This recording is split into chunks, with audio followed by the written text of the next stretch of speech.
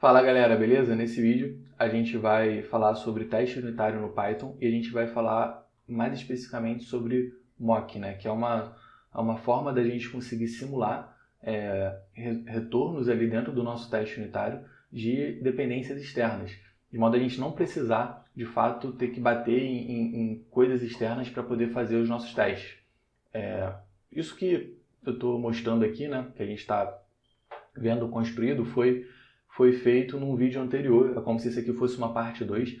Eu vou deixar o vídeo anterior na descrição, mas nele a gente montou aqui como que a gente começa a fazer os testes unitários em cima de uma classe. Então, tudo isso aqui foi construído lá. Se você quiser, tiver curiosidade, não tiver assistido ainda, é só clicar lá no link da descrição e assistir esse vídeo anterior, beleza? Mas aqui a gente vai continuar então. A gente tem uma classe chamada consultar_cep. Essa classe ela tem dois métodos, o verificar_cep e o consultar_cep.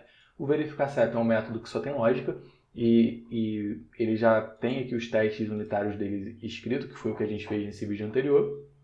A gente tem 4 testezinhos aqui e agora a gente vai fazer o teste unitário no método consultar_cep, que é um método que está encostando numa dependência externa, e a gente vai usar o mock para poder contornar isso daí. Só que antes da gente começar a de fato escrever os testes, vamos entender o que esse método está fazendo, né?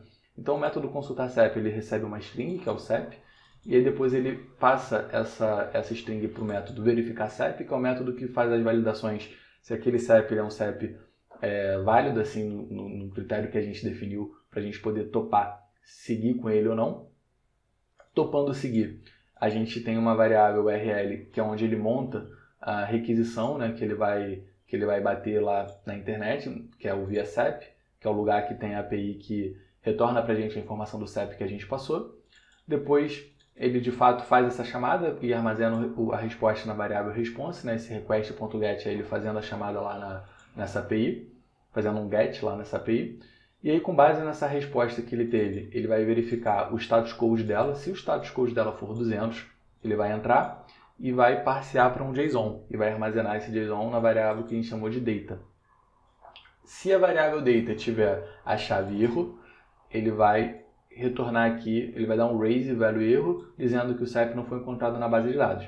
Se a variável data não tiver a chave erro, ele retorna a variável data. Se por algum motivo o status code não for 200, seja ele qual for, ele não entra nesse if e vai falar um value erro falando, olha, falha na requisição, código de status foi tal. Então, essa lógica aqui de baixo, ela foi construída, ela foi montada com base na documentação do ViaCep. O ViaCep estava escrito lá, olha, se você fizer uma consulta com um CEP válido, assim, no quesito de 8 caracteres e tal, e for um CEP que não consta na base de dados, o comportamento esperado é retornar um 200 e vai ter uma chave chamada erro, e isso significa que não está na base de dados. Então, isso foi, lendo a documentação, né, a gente viu como que ela estava documentado que ela funcionava, essa API, e a gente montou essa lógicazinha aqui para fazer esse controle. E o que a gente quer testar é justamente isso daqui, né? Só que a gente tem um problema agora. Qual que é o problema? Quando a gente for testar o consultar_cep no teste unitário, o que a gente vai fazer, no teste unitário o que a gente controla é o que a gente está mandando para dentro aqui do nosso método que a gente está testando, e a gente avalia o que ele retornou com base no que a gente mandou. E aí a gente vai ter uma expectativa dele retornar o que a gente esperava que ele retornasse para aquele input que a gente deu. A gente não controla exatamente, né, o que está acontecendo aqui dentro, a não ser que sejam chamadas. E aí a gente consegue fazer os mocks e tal. Ainda assim precisa estar de alguma forma estruturado, mas aqui do jeito que está, a gente não consegue ter nenhum tipo de controle. Por quê? Porque existe aqui dentro uma dependência com essa ViaCep, uma dependência com a internet, no caso. Né? Para isso aqui funcionar, meu computador tem que ter acesso à internet. Só que, poxa, isso não é algo que a gente quer necessariamente que seja verdade, porque o nosso teste ele vai rodar de qualquer lugar, a qualquer momento. Imagina, se essa ViaCep ficar fora, o nosso teste unitário não vai funcionar, ou se a gente tivesse que pagar 1 centavo por cada requisição nessa ViaCep. A gente ia ficar pagando 1 centavo várias vezes para rodar teste unitário? Não faz muito sentido. Então, do jeito que está escrito aqui, a gente tem uma dependência grande com a internet, no caso, né, com esse fator externo dentro da nossa classe que deveria estar preocupada com validação de lógica. Isso significa que a gente está com o código acoplado. A gente tem uma dependência que está acoplada aqui no nosso código. É uma boa prática a gente procurar escrever códigos orientados a objeto desacoplado. Se você já participou de algum projeto de API, não necessariamente em Python, mas também em Python, né? Mas algum projeto maior assim, de contribuição de várias pessoas numa API que foi feita utilizando ali alguns padrões de construção, você provavelmente já viu que é comum a gente ter classes com responsabilidades bem definidas, né? Então, geralmente a classe que tem a responsabilidade de lógica, geralmente ela tem controller no nome. Classe que tem responsabilidade de lidar com uma API externa, ela tem um handle no nome, handle API. Isso é bom para a gente poder fazer esse desacoplamento e modularizar as nossas classes com responsabilidades de cada uma delas. Isso facilita bastante manutenção e evolução ali compreensão do que está acontecendo dentro da API como um todo, dentro do código como um todo. Então o que a gente vai fazer aqui vai ser desacoplar esse cara daqui e fazer essa dependência ser injetada na nossa classe principal, que é a classe principal no sentido da classe que está a lógica que a gente quer testar. Então, olha o que eu vou fazer. Eu vou criar uma classe chamada SEP_HANDLE_API. Agora que a gente já entendeu, né, o que a gente quer testar faz, né? No caso a gente quer testar o consultar SEP, o que esse cara faz e qual que é o problema que a gente vai ter para testar do jeito que está, a gente vai remover esse cara daqui, beleza? Como que a gente remove ele? Vamos criar uma classe chamada SEP_HANDLE_API, nome que a gente vai criar aqui. Dentro dessa classe a gente vai ter um método chamado validarSEP, beleza? Que vai receber a variável SEP e o que ele vai fazer é exatamente o que está escrito aqui nessas duas linhas. Ó, vamos copiar esse cara, colar aqui e falar que ele vai retornar o response. Então agora a gente não vai mais fazer essa chamada dentro do consultar SEP. A gente vai fazer o consultar SEP, receber essa classe, receber essa classe não, né? Fazer a chamada batendo no validar SEP dessa classe daqui. E aí a gente vai conseguir ter essa segregação de responsabilidade e isso vai ser bastante útil para o nosso teste unitário, mas também vai fazer bastante sentido para a construção em si do código. Então, só que agora que a gente criou uma classe nova, a gente precisa fazer o seguinte, falar que consultar SEP a gente vai fazer a injeção de dependência. Então a gente vai falar que a consultar SEP vai receber essa dependência daqui para a gente poder fazer a referência a isso aqui dentro. Como que isso vira realidade? Assim, na verdade, existe uma biblioteca no Python que ajuda bastante isso aqui, fazer esse tipo de tratativa, que é a Dependency Injector. Eu não vou entrar nesse mérito aqui nesse vídeo, mas essa é uma biblioteca que eu particularmente gosto bastante, já usei ela algumas vezes, e facilita muito na organização para você não ficar tendo várias instâncias de classes e tal, enfim, ela meio que abstrai muita coisa para você e é bastante comum assim em projetos maiores a gente vê alguma biblioteca fazendo esse tipo de preocupação assim, né, de trabalho. E essa aqui é uma que eu conheço particularmente aqui no Python que eu gosto bastante. Mas vamos lá. Criei aqui essa classe. Aí o que a gente vai fazer agora? Ó? Eu vou criar aqui um método init. O método init ele é um método construtor. Basicamente ele vai executar ali quando a gente estiver inicializando a nossa classe consultar SEP. E eu vou falar o seguinte aqui, ó. Ele vai receber... O que eu colocar aqui dentro, eu estou dizendo que quando essa classe for instanciada, ela precisa... É um parâmetro dela. Da mesma forma que eu preciso passar SEP quando eu chamar verificar SEP, eu vou precisar passar o que eu escrevi aqui quando eu for instanciar o consultar SEP. Eu vou chamar de SEP_HANDLE API. Eu vou falar que esse cara daqui, SEP, ele é um objeto do tipo SEP_HANDLE API. E por padrão, o default dele é vir none, beleza? Eu não vou deixar ele como obrigatório. Eu vou falar que ele é opcional, se não for passado nada nessa variável, ele vai receber none. E aqui internamente, eu vou criar uma variável interna com dunder SEP_HANDLE API, que vai receber esse cara daqui. né? Botar os dois underlines aqui na frente significa que essa variável ela só pode ser acessada internamente aqui dentro dessa classe. Eu não quero que quem instancia essa classe por qualquer motivo tenha acesso a esse cara daqui, beleza? Feito isso, eu criei uma variável que pode ser acessada por qualquer método aqui dessa classe. Bem similar ao que a gente fez aqui no nosso teste, né? No nosso teste a gente criou aqui um setup com o mesmo propósito. A diferença é que aqui a gente está fazendo o método usando o init, né? Que é o método construtor. A gente poderia fazer com o init aqui também, no nosso teste case, só que tem um ponto de atenção aqui grande, que é o seguinte: o nosso teste case, a gente está usando um conceito chamado herança aqui, né? Então ele está herdando o teste case. Então sempre que a gente for fazer um init numa classe que está herdando um teste case, é interessante a gente fazer um super init ali para garantir que a gente vai estar carregando da classe mãe certinho que precisa estar sendo carregado. Se você não conhece isso, dá uma pesquisada depois por herança em Python que você vai ver um pouquinho sobre isso daí. Mas enfim, o setup aqui vai funcionar também, é o que a gente já fez, mas só fazendo adendo que daria para fazer com o init aqui também, só tomando com cuidado aí de fazer o super init depois, porque esse cara aqui, a gente está usando herança aqui para herdar o teste case, né? Mas beleza.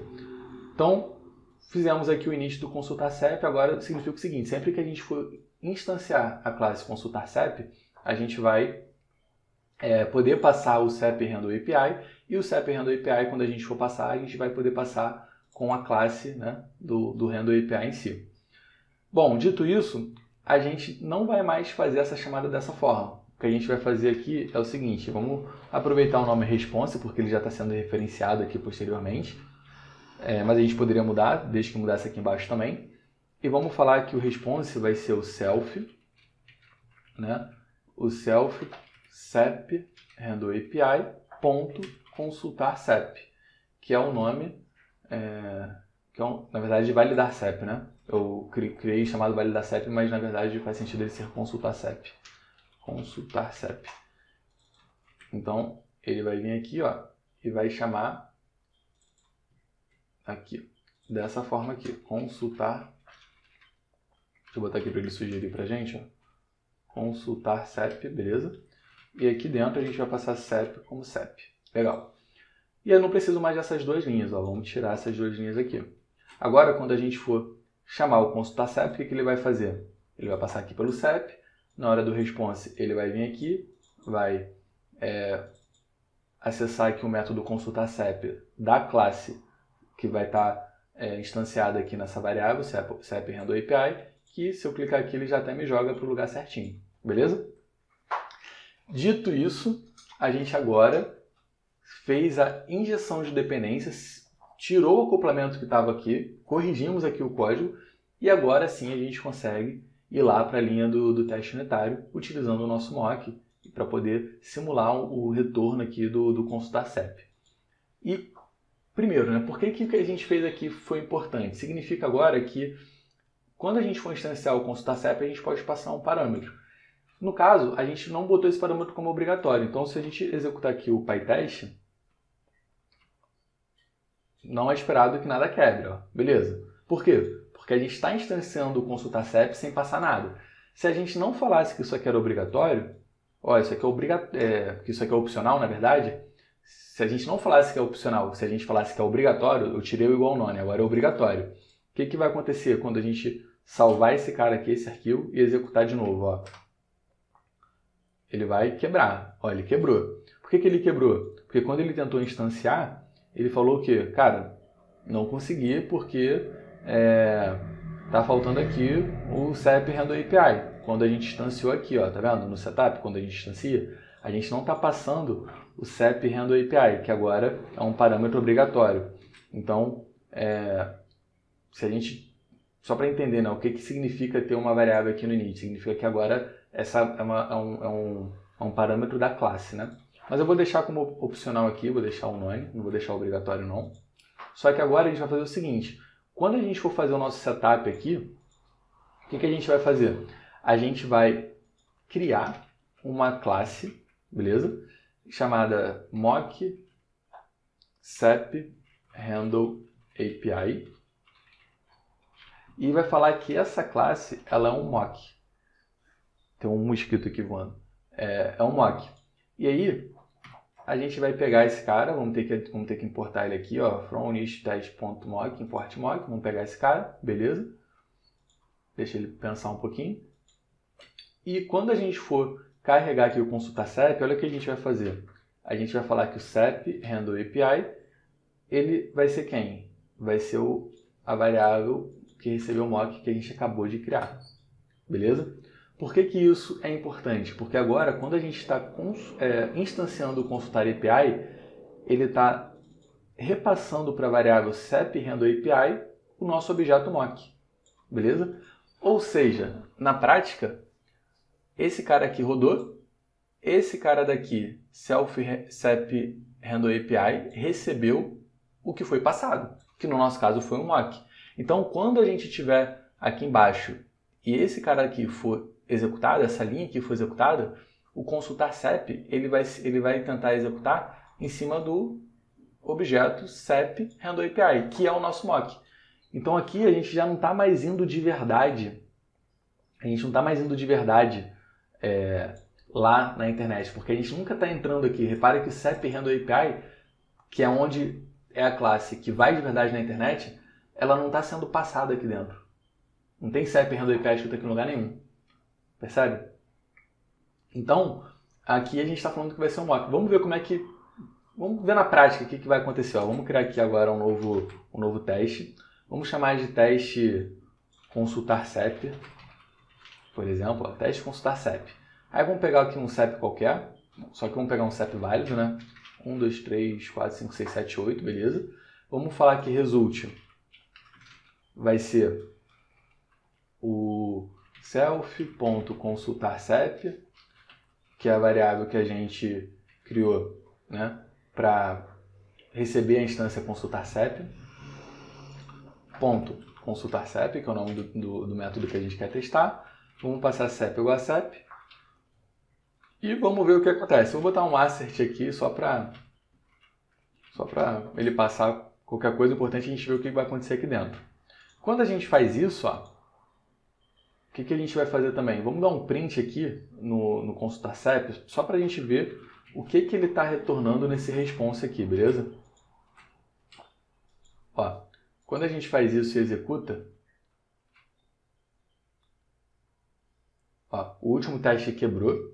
Olha que interessante, o último teste quebrou. Quando ele quebra, ele está dizendo que ele veio nessa linha aqui, ó, raise value erro, falha na requisição. Ele quebrou, ele bateu nessa linha aqui. E a gente botou um print, ó. O print ele mostrou aqui. Está dizendo que response, quando ele printou response, ele printou assim, ó, mock consultar SEP.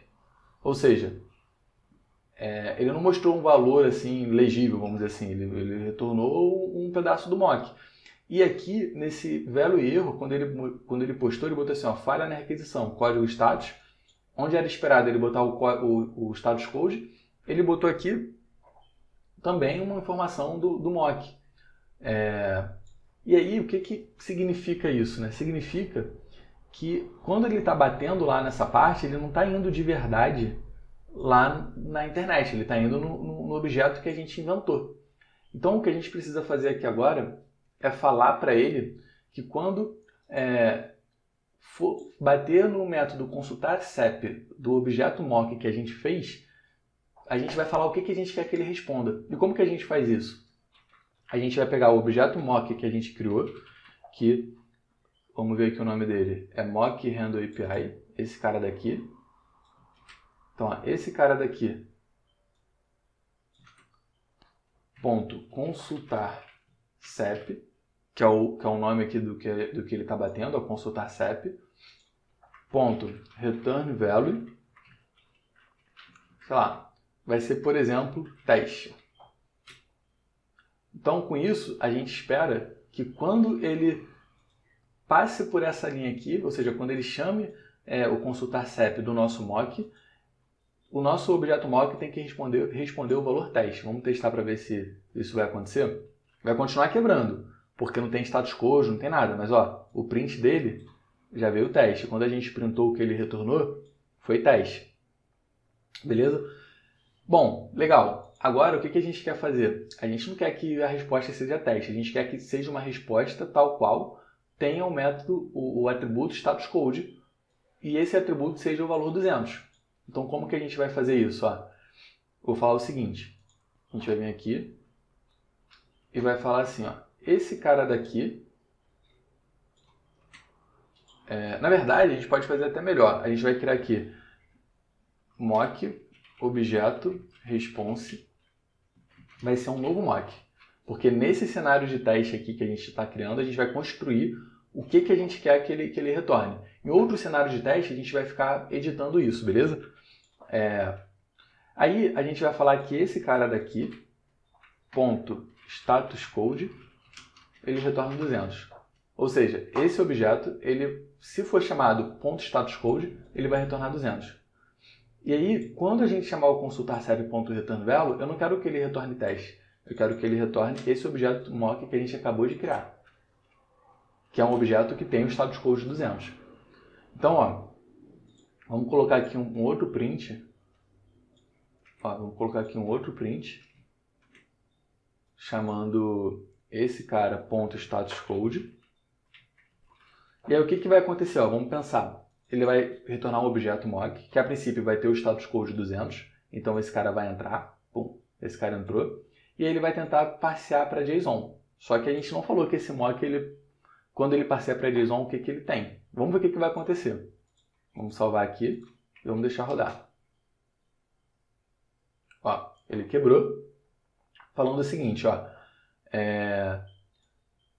Ele caiu aqui no if data.get, erro false. Então, ele chegou, caiu aqui dentro e botou o CEP tal, não foi encontrado na base de dados. Então, por algum motivo, ele entrou aqui. Aí, vamos ver o que aconteceu. Ó. O status code que ele printou foi 200, legal. Então, ele entrou nesse if. Então, a gente conseguiu fazer o mock ter o status code, era um objetivo nosso, beleza? Ele entrou aqui no if. E agora que ele entrou no if, ele bateu aqui no data.json. Vamos ver o que ele está retornando aqui nesse data. Para a gente ver, ó, print, vamos dar aqui o data. E vamos rodar. Ó, o data está vindo assim, ó, mock consultar sep.json.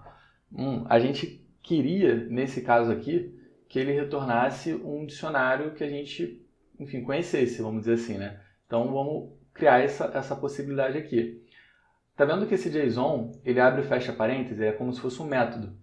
A forma da gente falar o comportamento para um método é essa daqui, a gente já viu, é o return.value, é o return underline value.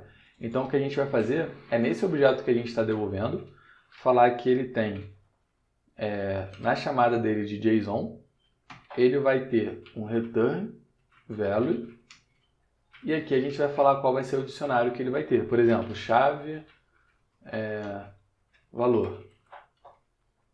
Então agora, quando ele chamar JSON, o que a gente espera que ele retorne? Chave, valor.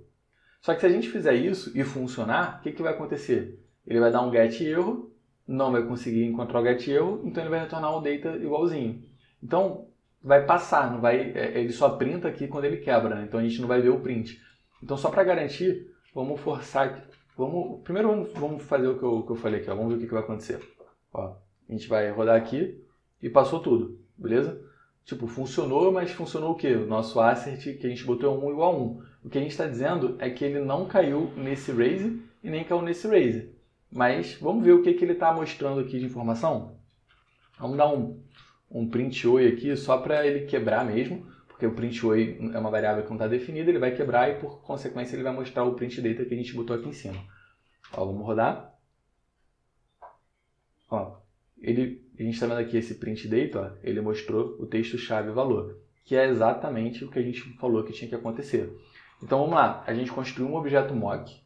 Esse objeto mock, a gente falou que ele tem um atributo status code 200. Isso a gente marretou, a gente falou aqui, ó, status code 200. A gente falou que se chamar JSON nele, .json, ele vai retornar um dicionário com chave e valor, com texto chave e o texto valor, beleza? E a gente está validando que isso está se refletindo verdade. Então, ó, vamos tirar esse cara daqui. Vamos tirar esse print oi daqui. Vou apagar mais um. E o que a gente está dizendo, então, é que o expected result, ou seja, o resultado esperado, se eu fizer uma chamada com CEP válido e tudo funcionar legal, é que ele me retorne exatamente o que eu mandei ele retornar quando ele retornou o JSON. Então eu posso botar assim, ó. E aí o meu result, assert result com expected result. Vamos rodar para ver?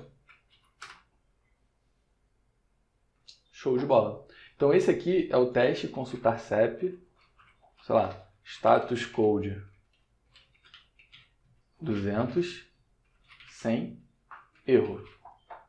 Agora vamos fazer um teste de um caso onde a gente vai ter o status code 200 com erro. Com erro. Para isso ser verdade, o que a gente precisa que aconteça? Que tenha a chave erro no meu resultado. Então, basicamente, ó, é eu falar que a chave erro existe. E aí, quando ele der o get, vai vir alguma coisa. No caso, a documentação fala que essa chave ela vem com valor booleano, é true ou false. Então, aqui eu posso até falar que é true também, porque é assim que fala que a documentação fala que é a documentação da API. E se isso aí for verdade, ele vai, né, entrar, ele vai vir e vai dar um raise no value erro. Só que como é que a gente testa um raise no value, faz um teste unitário, onde a expectativa é que ele mande um raise. A gente usa o assert raise, esse cara daqui. Então vamos levar, que a gente já fez aqui em testes anteriores, né? No outro vídeo tem a construção desse cara.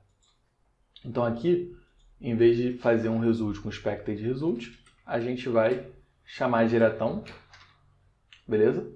E vamos colocar aqui, ó, a chamada que ele está fazendo. Show de bola. Vamos testar? Então, esse aqui é o 200 com erro. Vamos ver se ele vai funcionar. Legal, funcionou. Significa que quando a gente está passando aqui o 200 com a chave erro, ele está retornando um value erro, que a gente sabe que ele está caindo aqui nessa linha, beleza? Agora vamos fazer um caso do status code não ser 200, ele tem que cair nessa linha de baixo. Como que a gente testa isso? Vai ser exatamente esse modelo aqui, né? Vamos colocar aqui com status code, vou botar assim, ó, diferente de 200. E aí, basicamente, a gente não precisa se preocupar com o JSON, porque ele não vai cair nessa parte, né? Ele vai cair aqui nesse else. Então, a gente não precisa criar um comportamento de mock aqui para o JSON, a gente pode apagar. A gente só precisa falar que o status code não vai ser 200. Vou botar aqui na nossa simulação um valor de 400, beleza? Então, vou salvar aqui e vamos rodar para a gente ver o que acontece. Se vai funcionar ou se a gente vai precisar ajustar alguma coisa. Ó, funcionou. E como é que eu sei que ele está caindo aqui embaixo, né? A gente pode, de fato aqui a gente tem os dois raises iguais, né, com value erro, mas vamos trocar embaixo por exception. É esperado que quebre, porque aqui agora ele está dando um raise numa exception e não no value erro. E aqui ele está esperando que seja um value erro. Então se ele estiver de fato caindo aqui embaixo, que é onde a gente espera que ele esteja caindo, ele tem que quebrar. Vamos ver se ele vai quebrar. Ó, quebrou. Ele pegou a exception daqui. Beleza, vamos devolver aqui para o value erro. E com isso agora, ó, com esses 3 cenários de testes, estamos testando aqui o cenário de 200 com o valor de erro. Ele está retornando o value erro. É esse segundo teste que a gente fez, ó, 200 com erro. A gente está testando o cenário de 200 sem erro, que é quando ele cai aqui e não cai nesse if. Então, é o nosso caso aqui, ó, 200 sem erro. E a gente está testando o caso de diferente de 200, que é quando ele cai aqui. Então, a gente vai vir aqui, ó, é esse caso daqui. Com isso, a gente tem aqui uma forma de garantir que esse código aqui está funcionando conforme a gente espera. Então, se no futuro alguém vir aqui e tirar essa condição aqui desse if e executar o teste unitário, é esperado que ele quebre no teste que garantia que se tivesse erro, ele quebrava. Ó. ele quebrou no teste de, ó, o code 200 com erro falhou. Por quê? Porque alguém veio aqui e mexeu nessa parte. Então, a gente está, de certa forma, aí, dando aí uma confiança melhor no nosso teste utilizando o mock. O mock, ele é bastante rico, tá? Aqui a gente usou alguns casos, mas dá para testar muita coisa. Aqui na documentação, deixa eu abrir aqui a documentação do unit test. Se você ver aqui na parte de mock, você vê que ele tem bastante informação aqui, dá para fazer bastante coisa aqui com ele. Aqui a gente fez alguns exemplos bem simples, mas dá para fazer uns testes de verificar se ele chamou o método do mock, passando os argumentos que você falar que tem que ser. Dá para você fazer mock da aplicação quebrando, para ver se ele quebraria certinho, se o impacto disso, né, se ele ia tratar da forma correta. Então, assim, dá para fazer bastante coisa aqui. Depois vale dar uma lida lá, uma estudada. Mas basicamente a ideia aqui era mostrar o uso aqui do mock. E é isso, beleza? Então comenta aí se você já conhecia, se você, enfim, tem algum ponto que você acha que vale a gente comentar também. E é isso, espero que tenha ajudado. Abraço e até o próximo vídeo.